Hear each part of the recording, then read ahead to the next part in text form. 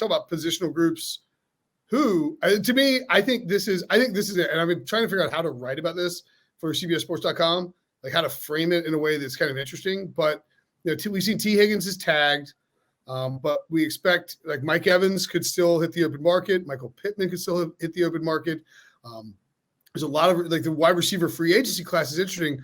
But and Josh, I mean, maybe I'm misreading what your answer is going to be, but this wide receiver class in the draft is like the best I've ever seen. And I'm not saying it's going to pan out like Ja'Marr Chase and Justin Jefferson and that class. And obviously there were some misses and some bad stuff that happened with that class. But like, I think that this class is it is absolutely loaded up top. Do you think the wide receivers are the best positional group in this draft? I think there's a strong case for it because I think you can get really quality players even into day 3. And that's a trend that we're seeing year over year because of how much teams are throwing the football in college. A lot of these players are getting more repetitions than would have gotten in the past. We've moved away from those run-heavy offenses, and now you see these spread-out offenses that are utilizing their wide receivers in bunches, 3-5 wide receivers at a time. Those guys are getting the targets that they didn't previously get, and that's why we're seeing such a high volume number of these wide receivers coming into the NFL over the past couple of years, and I don't see that changing in the next couple of years. But we've talked about the guys on top, Rome Odunze from Washington, Marvin Harrison Jr., Malik Neighbors. Those guys are often mentioned as being top 10 prospects. Brian Thomas Jr., I think, is somebody that could test really well out of LSU in Indianapolis this week. I think he could be a big tester and somebody that moves up the board. Keon Coleman at Florida State, Malachi Corley at Western Kentucky, Troy Franklin, Oregon, Jalen Polk, Washington. I mean, there is a ton of wide receivers. Ladd McConkey out of Georgia. McConkey, Ricky Pearsall, Javon Baker. I mean, there's a ton of guys. Donnie Mitchell. I mean, this is loaded, dude. You can go on and on. I mean, we could just riff back and forth off each other for quite some time. There's that number of guys that are going to be going. Devontae Walker, we even mentioned in that group. And then, you got guys like Jalen Polk who had great seasons, Brendan Rice. I mean, it is like it's just really, really deep. And I'm curious, how many do you think we could see in the first round? I mean, I think 3 you can lock in. You could probably lock in 4 bare minimum for the first round. I think with Brian Thomas Jr., along with Rome Odunze, Malik Neighbors, and of course Marvin Harrison Jr.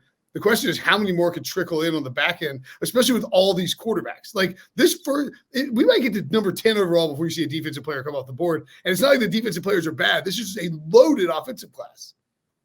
Yeah, number 8 overall is the latest that a defensive player has been taken in the first round, at least for the past couple of decades.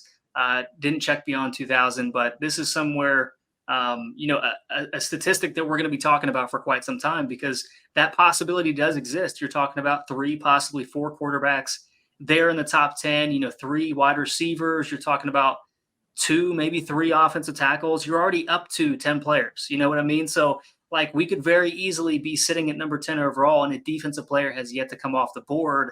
That would be historic and something that is very much on the table. But I will say part of that also hurts this wide receiver group because when you're looking at the depth of this class, there are going to be teams that say, hey, we might be able to wait on this position and get one of quality on day 2. Let's get a player at a different position of need where, the depth is not there for our picks in round 2, round 3. And then that starts to push the wide receivers down the board a little bit. So it's almost a detriment in some ways. I think once you see a run on the position, possibly middle of the first round, once you get into the 20s, that's where that kind of needs to happen for 7 wide receivers to get in the first round. Otherwise, I think you're looking at 4 to 6, probably being the most likely scenario.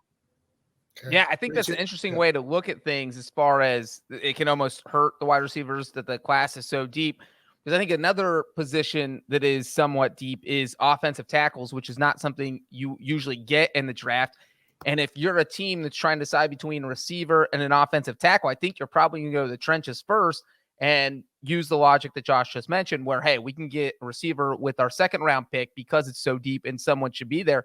And Brenton, it's interesting that you brought up the free agents, your Mike Evans, your Michael Pittman, because if you're a team that needs a receiver, do you want to pay $25 million for Mike Evans? Or do you think, wow, this draft class is so deep, we can get a guy for 5 years and $25 million instead of giving that up for one season. So I do think that teams will look to the draft versus free agency to get a receiver. Yeah. So, or it at least may impact the price, the contracts you see from the receivers in free agency because it's like, all right, look, like here's our number for Mike Evans.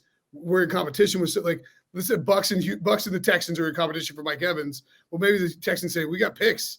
We're like, we'll wait. We don't need to, expend. We're not going to go up top because we can just grab somebody in the draft.